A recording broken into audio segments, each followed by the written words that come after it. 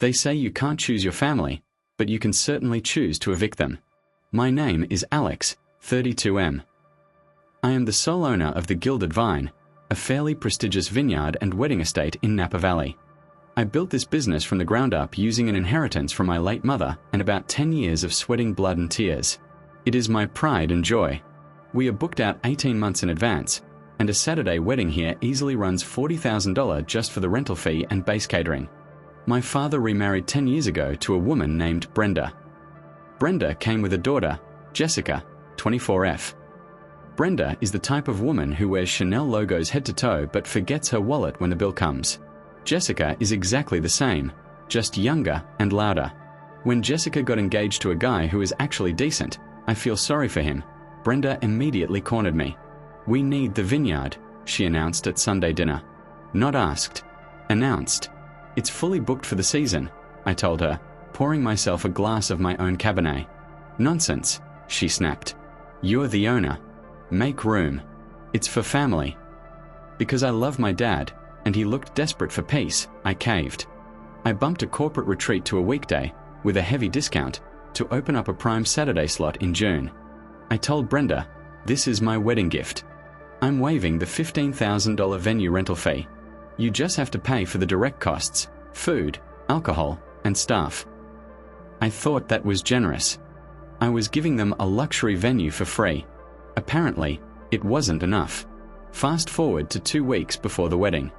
I invited my dad and Brenda over to my house, which is on the vineyard estate, about 500 yards from the main event hall, to go over the final logistics. I had the invoices ready for the catering and bar tab. They were strictly at cost. I wasn't making a dime of profit. Brenda walked in looking like she had just smelled something rotten. She didn't look at the view. She didn't say hello. She slapped a piece of paper on my coffee table. "We have a problem," she said. I picked up the paper. It was an invoice from a luxury florist in San Francisco. The total was $22,000. "Okay," I said. "Why are you showing me this?" "We are over budget," Brenda said, crossing her arms. "Jessica wants the enchanted forest theme. We need you to cover this."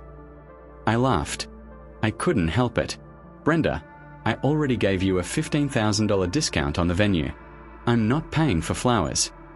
"You're the rich brother," she raised her voice, her face turning that familiar shade of indignant red.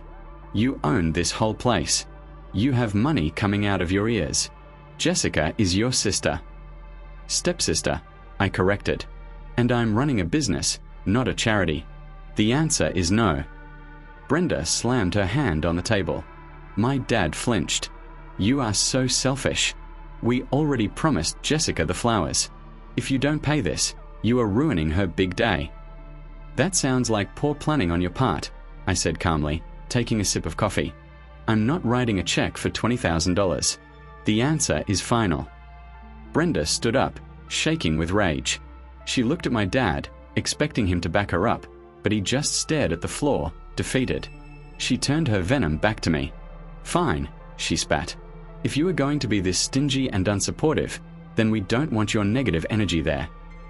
I raised an eyebrow. "Excuse me." "You're uninvited," she declared. "Don't bother coming to the reception. Don't bother coming to the ceremony. In fact, I don't want to see your face until you learn how to treat family." Ich zerrte her. I tried to process the level of stupidity I was witnessing. She was standing in my living room, on my property, uninviting me to a wedding happening at my venue. "Are you sure about that, Brenda?" I asked quietly. "You really want to uninvite me?" "Absolutely," she sneered. "We don't need you. We just need the venue. So stay in your little house and rot." She grabbed her purse and stormed out. My dad gave me a sorrowful look, mouthed "I'm sorry," and followed her. I sat there in the silence of my living room. She forgot. She was so blinded by her entitlement, she actually separated Alex from the venue owner. She thought the contract was signed, the date was set, and I was just a guest she could discard. I walked over to my computer. I opened the booking software. I found the file labeled Jessica and Mark Wedding, VIP Family Comp. I hovered my mouse over the Cancel Booking button. "Okay, Brenda," I whispered to the empty room. If I'm not invited, then I guess I have no reason to host. I didn't click the button immediately. That would have been too kind. It would have given them 2 weeks to find a backup plan, like a community center or a public park. Instead, I sent a formal email to Brenda and Jessica that night. It was short and professional. Subject: revocation of venue gift. Per our conversation earlier today, wherein I was uninvited from the event, I am formally rescinding the gift of the venue rental. As there is no signed contract for the facility rental, since it was a familial gift, the reservation for June 14th has been cancelled effectively immediately. Any deposits paid for catering a staff will be refunded via check. I knew Brenda. She doesn't read emails from me.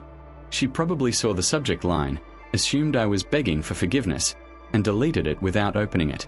She arrogantly assumed the wedding was too big, too important, and too close to the date for me to actually pull the plug. She was wrong. Saturday morning arrived. It was a perfect Napa Valley day, blue skies, light breeze, 75 degrees. The kind of day brides kill for. At 8 a.m., I sat on my front porch with a cup of coffee. My house is situated on a hill overlooking the main gate of the vineyard. I had a front row seat to the show. I had already briefed my head of security, a massive former linebacker named Mike. His instructions were simple. The venue is closed today. Private property. No entry for vendors, guests, or family. If anyone tries to force the gate, call the sheriff. At 9 a.m., the first truck arrived. It was the florist. The Enchanted Forest delivery. I watched through my binoculars as the truck stopped at the heavy iron gates. The driver honked. Mike stepped out of the guard booth. I saw Mike shake his head. I saw the driver waving a clipboard. Mike pointed to the closed sign. After 5 minutes of arguing, the florist truck turned around and drove away. $22,000 worth of flowers, headed back to the city. At 11 a.m., the catering vans arrived. Same result. Turned away. At 12:30 p.m., the guests started to trickle in for the 1 p.m. ceremony. This is when the real chaos started. A line of luxury cars began to pile up on the county road. People were getting out of their cars, confused, wandering around in their tuxedos and gowns. Then, the white stretch limo arrived. I saw Brenda get out. She looked frantic. She was screaming at Mike through the gate bars. She was gesturing wildly at the line of cars. My phone rang. It was Brenda. I let it ring 3 times before picking up. Hello. Open the goddamn gate. She screamed so loud I had to pull the phone away from my ear. Are you insane? The florists are gone. The caterers are gone. My guests are stuck on the road. Mike won't let us in. Mike is doing his job, I said calmly. The vineyard is closed today. What do you mean closed? She shrieked. It's Jessica's wedding. We have a deal. We had a gift, I corrected her. And 2 weeks ago, you uninvited me from that gift. You explicitly told me, and I quote, don't bother coming to the wedding. You also said, stay in your house and rot. I didn't mean cancel the venue, you idiot. I meant you aren't invited to the party. Brenda, I said, taking a slow sip of my coffee. I am the venue. You can't use my house if I'm not allowed to be there. I sent you an email 2 weeks ago canceling the booking. Did you not read it? I. She sputtered. You can't do this. My family is here. Jessica is crying in the limo. You are humiliating us. You humiliated yourself when you tried to extort me for flowers and then kick me out of my own property, I said. You wanted a wedding without me? Well, congratulations. You have a wedding without me, and without my estate. I will sue you, she screamed. I will take this whole vineyard.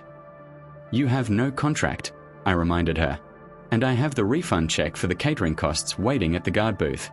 You can pick it up on your way out. I suggest you leave now before Mike calls the sheriff for trespassing. I hung up. I watched down the hill as she threw her phone on the ground. She stomped over to the limo, presumably to tell the weeping bride that the Enchanted Forest was actually a parking lot on the side of the road. The cars started to turn around. The limo sat there for another 10 minutes, then slowly reversed and drove away. I poured myself another cup of coffee. The silence was beautiful. The fallout from the wedding that wasn't was spectacular. I found out later what actually happened to the reception. Since they had thousands of dollars worth of food, which I had refunded, so they had the cash, but no kitchen, and no venue, they scrambled. They ended up holding the reception in a public park about 5 miles down the road. Imagine the scene: guests in tuxedos and evening gowns, sitting on dirty picnic benches, eating cold appetizers out of plastic containers while local kids played on the swings nearby. It wasn't exactly the enchanted forest. It was more like the depressing playground. Brenda didn't take her humiliation quietly. 3 days later, I was served with a lawsuit. She was suing me for $150,000. She claimed breach of verbal contract, intentional infliction of emotional distress, and fraud. I wasn't worried. I have a very good lawyer on retainer for the vineyard. When we walked into the mediation hearing, Brenda's lawyer looked confident. He gave a big speech about how I maliciously destroyed a young woman's dream. My lawyer simply slid 2 pieces of paper across the table. The email I sent 2 weeks prior to the event, formally cancelling the booking. A sworn affidavit from my father, bless him, he finally grew a spine, confirming that Brenda had explicitly uninvited me and told me to rot in my house. Your Honor, my lawyer said. Mr., last name, offered a gratuitous gift, the use of his private estate. When the plaintiff verbally abused him and banned him from his own property, he revoked that gift with reasonable notice. There was no contract signed. There was no money exchanged for the venue. You cannot sue someone for taking back a birthday present after you spit in their face. The mediator looked at Brenda. Is it true you told him not to come to the property? Brenda turned purple. Well, yes, but I didn't mean the venue. I meant him. The venue is him, the mediator said, closing the file. You have no case. If you pursue this to trial, you will lose, and you will likely be ordered to pay his legal fees. I suggest you drop it. Brenda dropped the lawsuit, but she lost something much more valuable than money: the family fallout. My dad finally hit his breaking point. Seeing his daughter-in-law's wedding ruined was hard, but seeing his wife scream at police officers and try to sue his son was too much. He didn't divorce her, he's too old-fashioned, but he moved into the guest house. They live separate lives now. He comes over to the vineyard for dinner once a week. He looks happier. Jessica, my stepsister, actually surprised me. About a month after the disaster, she sent me a letter. No email, a handwritten letter. Alex, I was furious with you. I hated you. But after watching my mom try to sue you, and hearing how she treated you regarding the flowers, I get it. She bullied you, and when you stood up for yourself, she tried to crush you. I'm sorry I let her treat you like an ADM. I'm sorry I didn't stand up for you. I didn't reply, but I didn't burn the letter either. Maybe one day we'll talk. The Gilded Vine. As for me, the story of the cancelled wedding actually leaked to a local wedding blog. I suspect one of the disgruntled bridesmaids posted it. Instead of hurting my business, it helped. People realized that the Gilded Vine is a venue that demands respect. I'm currently fully booked for the next 2 years. I even created a new wine blend to commemorate the occasion.